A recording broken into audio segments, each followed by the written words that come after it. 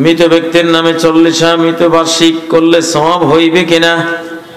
মৃত ব্যক্তির কবরে যদি আল্লাহর গজব নাজিল করতে চান তাহলে 40 করবেন, তাহলে গজব নাজিল হয়ে যাবে। কথা বলছেন? ডাইরেক্ট গজব নাজিল হয়ে যাবে, ডাইরেক্ট কবরের আযাব শুরু হয়ে যাবে। সহিহ বুখারীর হাদিস বানাই বলতেছি না, কিতাবুল জানাজার হাদিস, আল মাইয়িতু ইউআযাবু, মুর্দাকে আযাব দেয়া হবে। মুর্দাকে কি দেয়া হবে? আযাব। কি করলে? পরের আছে বেমানি আলাইহি, তার জন্য যদি নিয়াহাত অনুষ্ঠান করা হয়। কি অনুষ্ঠান? নিয়াহাত অনুষ্ঠান করা হয়।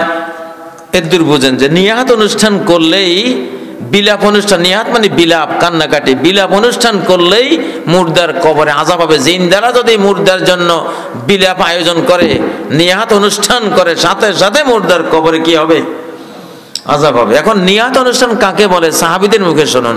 কুন্না নাউদ্দুল ইজতিমা ইলা আহলিল মাইয়িত ওয়া সানাআতাত তুআমি মিনান নিয়াহা, রাওয়াহু ইবনে মাজাহ হাদিস, সহিহ হাদিস, যে আমরা সকল সাহাবী মুর্দার জন্য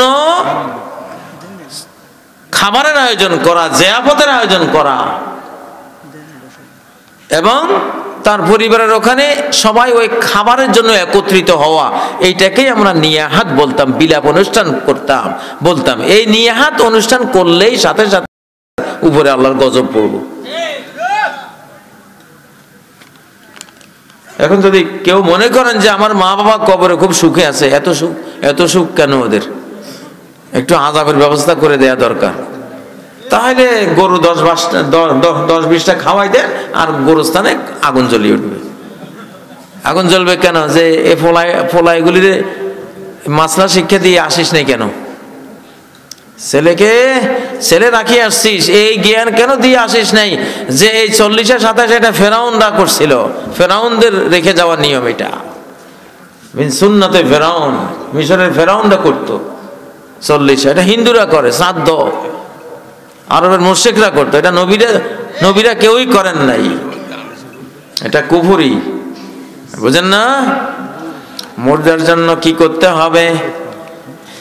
মুর্দার জন্য কি করতে হবে? আল্লাহর নবীকে একজন সাহাবী প্রশ্ন করেছিলেন, হাল বাকিয়া মিন বিররি আবাওয়াইয়া শাই, আমার মা বাবার জন্য কিছু কি পুণ্য করা বাকি আছে মৃত্যুর পরেও?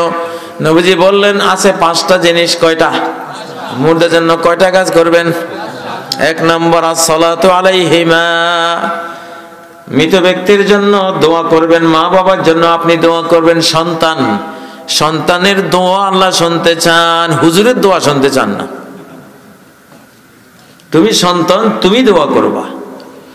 ওয়াকুর রাব্বিরহামহুমা কামা রাব্বায়ানি সগীরা, তুমি বলো, ওহে সন্তান, ওহে ছেলে, ওহে মেয়ে, তোমার মা বাবার জন্য তোমাকে বলতে বলছি। তুমি হুজুর ডেকে, হাফেজ ডেকে ওদেরকে দিয়া দোয়া করাবা, এইটা না। বাংলাদেশের মানুষ আমরা বেকুব, ধর্মের ব্যাপারে বেকুব, বুঝেন না? ননসেন্স। ইউনূস আলাইহিস সালাম নিজে একটা জুলুম করে তিমি মাছের পেটে চলে গেছিলেন, দোয়া করছিলেন, লা ইলাহা ইল্লা আনতা সুবহানাকা ইন্নী কুনতু মিনাজ জালিমিন। আপনি ছাড়া আমার কোনো মাবুদ নাই, আশ্রয়দাতা নাই, বাঁচানেওয়ালা নাই, আপনি পবিত্র, আমি বড় জালিম, জালিমদের অন্তর্ভুক্ত। ইউনূস আলাইহিস সালাম নিজের জালিম বলে দোয়া করেছিলেন, আল্লাহ তাআলা তিমি মাছের পেট থেকে ওনাকে উদ্ধার করেছিলেন। আর আমাদের বাংলাদেশে বড় লোক যে জালিম, যে জুলুম করছে, পাপ করছে, পাপ করে এখন বিপদে পড়ছে, সে 100 হুজুর ডাকাইয়া টাকা দিয়া 1.25 লক্ষ বার বলায়, লা ইলাহা ইল্লা আনতা সুবহানাকা ইন্নী কুনতু মিনাজ জালিমিন, আপনি ছাড়া কোনো সত্য মাবুদ নাই, আমি বড় জালিম। জালিম হলো ওই বেটা, যে বেটা বিপদে পড়ছে, সে নিজে একবারও পড়ে নাই, সে জালিম বানাইছে হুজুরদেরকে। হুজুররা জালিম হলে তো হুজুররা খতম পড়তে আইলো কেমনি? হুজুররা জালিম হলে তো জায়গা জায়গা বিপদে পড়ে থাকতো। জালিম তুই না, জালিম হলো সে টাকা দিয়ে জালিম বানাইছে হুজুরদেরকে, হুজুররাও না বুঝে পড়তে আছে। বুঝেন না? এই হলো বাংলাদেশ। আল্লাহ বলছে বেটা তোর বাবা মারা গেছে, মা মারা গেছে, তোর মনে যে আবেগ, যে অনুভূতি, যে শোক, যে ভাঙ্গা হৃদয়, আনা ইনদাল মুনকাসিরাতে কুলুবুহুম, সহিহ হাদিস, যে যার মন ভাঙ্গা আমি তার কাছে আছি। আল্লাহ বলেন যার মন ভাঙ্গা আমি তার কাছে আছি। আল্লাহু আকবার। তো তোর না মন ভাঙছে, হুজুরের কি মন ভাঙছে নি? হুজুরের কি বাপ মরছে? তোর না বাপ মরছে, তোর মন ভাঙ্গা। তোর ভাঙ্গা মন একটু আমরা ডাকতো, আমি তোরটা শুনতে চাই। আল্লাহু আকবার। তুই সন্তান, তোর ডাক ওরকম 1 কোটি হুজুরের চেয়ে আমার কাছে বেশি প্রিয়। এই জন্য তোরে কইছি দোয়া করতি, ওয়াকুর রব্বিরহামহুমা কামা রব্বায়ানি সাগীরা। দোয়াটা কি? আমাকে যেভাবে শিশুকালে আমার এই মা এই বাবা আমারে পালছে, কত দয়া, কত স্নেহ, কত মায়া, কত শোভা, কতকে দিয়ে পালছে, সেরকম তুমি ওদেরকে এটা ফেরত দাও গো আল্লাহ। হ্যাঁ, কি শিখাইলো কি আর করলো কি বাঙালি?